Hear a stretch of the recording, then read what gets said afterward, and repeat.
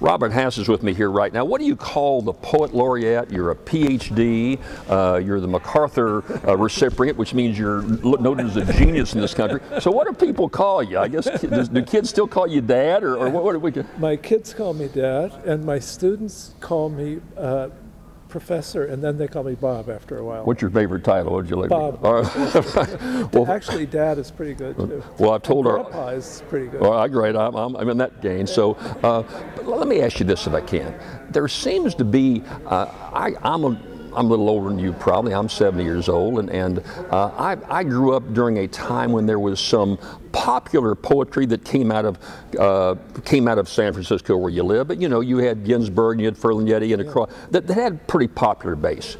It seems like in the last 10 years that poetry is becoming more popular with average people, with not just with a more select group that look to be a little bit more specialized. But what's your sense of it? I mean, because being the poet laureate of the United States, you had a pretty good sense of how poetry is appreciated through this country. How are we today in terms of popularity versus, say, 20 years ago?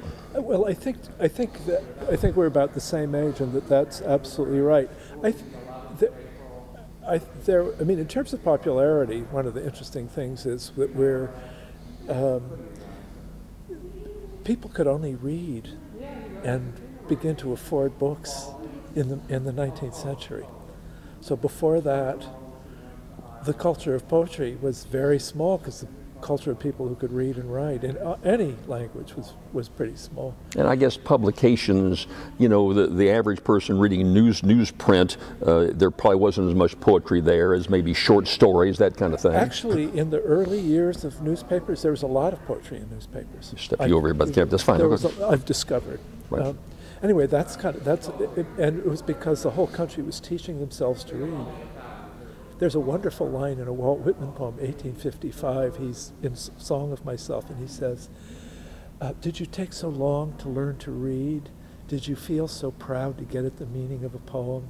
Stay this day and night with me, and I will give you the meaning of all poems, he goes on to say. But the thing that was moving to me about it is that it conjured the middle of the 19th century, when Americans, and they were the first country in the world to do it, really taught a whole people how to read. And when they did, when it was a new acquisition in the way that computer literacy is now, people were really proud of the ability to read poems. And the newspapers of the 19th century were full of poetry. How about our schools today? So often a teacher says that we're going to go back and give you the foundation for poetry. Let's read some of the English poets or 19th century poets that can, to someone new to poetry, can be drab, can be not that interesting, hard to understand, versus Billy Collins, someone like yourself, is easy to understand and you can see the flow. Are we making a mistake in educating our kids not to let the Hasses and the Collins and others be in the classroom more than maybe they are now? The teachers tell me that the kids are educating them. You know, they've grown up with hip hop and with song lyrics, and in the way that my children's generation were really not, my kids were, because they grew up around, I mean, they were sick of poets by the time that they grew up around somebody, but they were comfortable with poetry. But I think there are a couple of generations that weren't, and these kids are again, I think, finding their way, partly because of growing up with this lively oral rhyming form, and the idea of the slam. High schools are full of slam poetry events. So. How about the internet? Because when I was doing some checking on you, you can get a massive amount of information about you, see tons of your poems on the internet, where, you know, 10, 12 years ago, you'd have to go to the library, you'd have to go to a bookstore, maybe your book was in it, not yet to order it. It was pretty difficult challenge, where today it's very, very easy. It seems like that would spark more of an interest. Oh yeah, I don't think we've seen yet what the consequences of this are going to be. It's pretty amazing, as with your work that can be, you know, it used to be, if you were lucky, you could get work out through, of the kind you're doing through, you know, on one person on NBC to an audience of now, and now the possibilities of independent guerrilla production with wide cultural distribution is going to change. It's going to change the world. And I hope it's going to be for a more exciting time for us. Well, one final question to you. You have a great environmental interest. You're down here in the state of Louisiana that's had such a overbearing amount of environmental problems going back such a long period of time. From what you know about Louisiana being down here, how optimistic are you that from the federal perspective as well as a realization down here that we're going to come to grips with so many of the terrible things that have happened down here?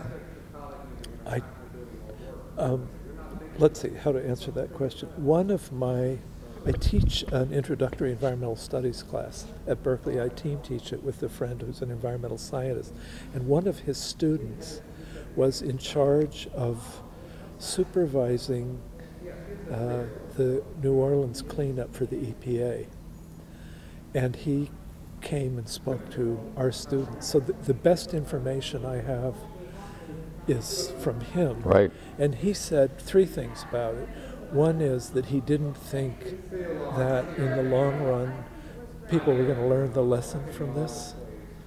The pell-mell development that they'd get cautious for a little while and then the pell-mell development of dangerous deep water drilling would continue. Right. Is number one. Number two, he said, nobody knows yet. It appears that the oil spill that the ocean cleaned itself out much more quickly than people thought, but the long-term interaction of the dead zone and the consequences of the oil spill are going to play out over the next 5 or 6 years. That was in the making way before the spill itself, before right? the spill. Right. So actually, you could argue that Iowa farmers are more responsible for the long-term damage to the Gulf than BP is. And then the third thing he said was nobody knows yet about the long-term effects on the ecosystem, which would, I think, affect the economy of New Orleans. No doubt about it. Well, this entire region, right? And do you have a sense that people are doing the reporting on this? Well, they are. I'm just not sure who's listening. You know, we tend to move on, even down here. You know, we got over the tragedy of Katrina, and now the country's moved on, and that's the problem. As you said, there are short-range concerns, but do they lead to long-range solutions? And that's our problem. So, listen, thanks for spending some time with you. Robert Hass, Pulitzer Prize winner, poet laureate. We're honored to have you down here. We hope we visit you again. Thanks very much. Take care. Bye-bye. Let me get this all turned off here.